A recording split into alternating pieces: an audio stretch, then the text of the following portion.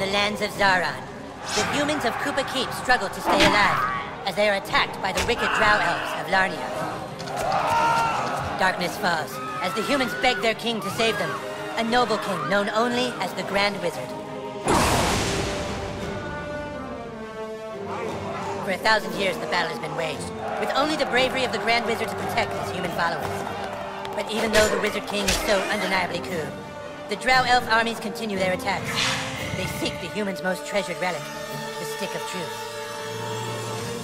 Since 1997, South Park has graced television with its profane, unabashed, and satiric humor.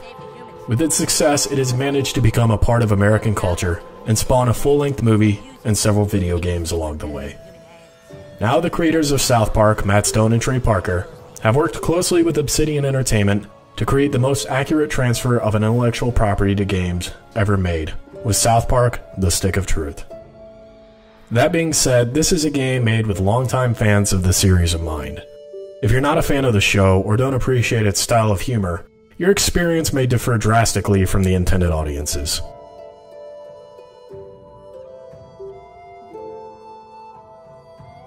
The Stick of Truth picks up shortly after the trilogy event of Season 17. After an initial character creation screen, you wake up as the new kid in South Park. It's apparent through the ramblings of your parents that there's something odd about your past, and you're immediately pushed to go outside and make friends. And so, your epic quest begins. From leaving your house, you'll befriend your neighbor, Butters, and venture on over to Cartman's house where he and Kenny, along with an ensemble of South Park regulars, are role-playing as a warring fantasy faction of humans guarding a sacred relic called the Stick of Truth.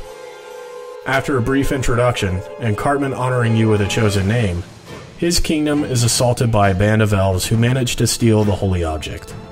As in typical South Park fashion, the small and insignificant somehow manages to eventually involve the whole town and powers beyond, as the story snowballs you through the town's workings, aliens, government interference, and of course, Nazi zombies.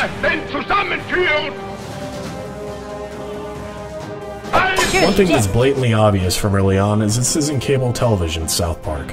This is a humor much more akin to the 1999 South Park Bigger, Longer, and Uncut, except on steroids and about 15 hours long, which is relatively short for a game of this genre.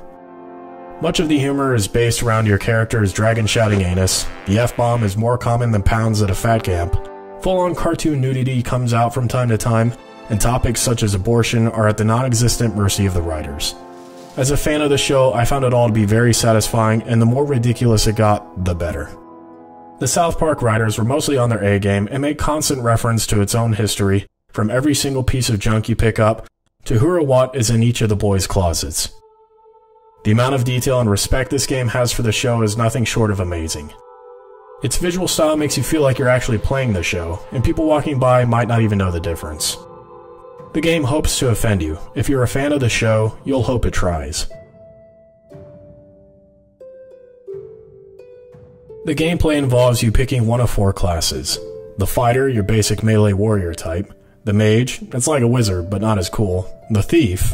And the Jew, enemy of Cartman and Paladin Monk type playstyle. In between exploring the town, looting various history-rich trinkets, gear, and regaining the Stick of Truth, you'll have to deal with your enemies via JRPG-style mechanics. Combat turn priority is chosen on whether or not you attack the enemy in the world first or not when combat is initiated. The standard turn-based combat is enhanced with contextual events rewarding you with higher damage on attacks, reduced damage with blocks, or in Kenny's case, just not killing himself. And from the 6 companions you get throughout the journey, one can fall at a time, each having their own abilities both inside and outside combat, although outside combat is used sparsely, if at all, for some of the characters. It's a streamlined but fun system that forces you to pay attention while you play, although its simplicity doesn't offer much in the way of challenge. Occasionally, you'll also be presented opportunities in which combat can be avoided or reduced by taking advantage of the environment around the foe. It's a great feature to have, and as with most RPG games, combat isn't the high point, and it creates a nice rewarding dynamic when you see an opportunity to kill an enemy without a direct confrontation. Along with fighting, you can scour every corner of the town high and low to find every Chin Pokemon and make friends along the way. As the catalog of friends expands in your social network, so will your ability to obtain perks that give you passive bonuses in combat. You'll also receive messages, which with the exception of ones from a very lonely former vice president, are a pleasure to read. The startup menu helps you keep track of all this along with your experience progress, armor set completion, and ability and magic upgrades. To offset the impressively accurate paper cutout visuals, Stick of Truth employs a very serious orchestral soundtrack. You'll frequently be reminded of Game of Thrones and Skyrim while listening. Its contrast to the material creates a great comedic effect. It almost feels like the epic music is coming from the minds of the boys as they roleplay around town, convincing themselves that they're actually crusading for a righteous cause. The rest of the voice acting is exactly like the show, with Matt and Trey supplying most of the voice work, often with the same voices for different characters, with the Nazis having an effectively hilarious voice track. However, don't be surprised when a character you talk to more than once only has one thing to say. While the content provided is an impressive representation of South Park, its accuracy raises the expectations enough so that when something from the series doesn't ever show up, it can be disappointing. It feels like some characters and locations were reserved for possible future projects, as series regular locations such as Raisins, the Schoolyard, or Hell are missing altogether, making the scope of this grand quest feel a bit small. There are plenty of Easter eggs and nods to virtually every episode, but some of it, such as the Lost Forest, feels like a bit of a missed opportunity. South Park: The Stick of Truth is a great game for people who appreciate the show or have a similar taste in humor. It can be a bit polarizing, but that's to be expected with a title such as this. The writing is rich and full of references that fans will truly appreciate, but sometimes, as with the show, some of the jokes can get old by the end.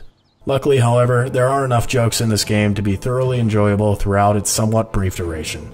A relatively easy difficulty, and lack of post-game content, and a somewhat questionable quest reward system, where you'll frequently get items well after they've had any use to you, can cause a bit of tedium to set in. The gameplay holds its own. It doesn't do anything new or amazing, but the charm that saturates every aspect of it makes it feel special. This is hands down the best South Park game ever made. If you're looking for the definitive South Park experience, waiting for Season 18, or just want to laugh, this game is for you. Ooh, this could be kind of fun!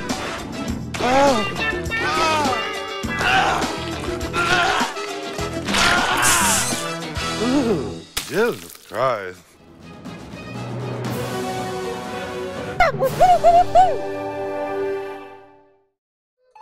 Alright, welcome to Shitty Walk. Take an order, please. Only thing we're serving today is Mongolian beef. Mongolian beef, so good. Oh, I just love it. Oh, hello, Mongolian. Shh, Mongolians are watching. They conquered me last week. Act natural. Oh, yeah, Mongolian beef. So tasty, right? Wow. It's not tasty at all. It's gross. Don't eat it. You eat a Mongolian beef, you shit your pants for 5 days.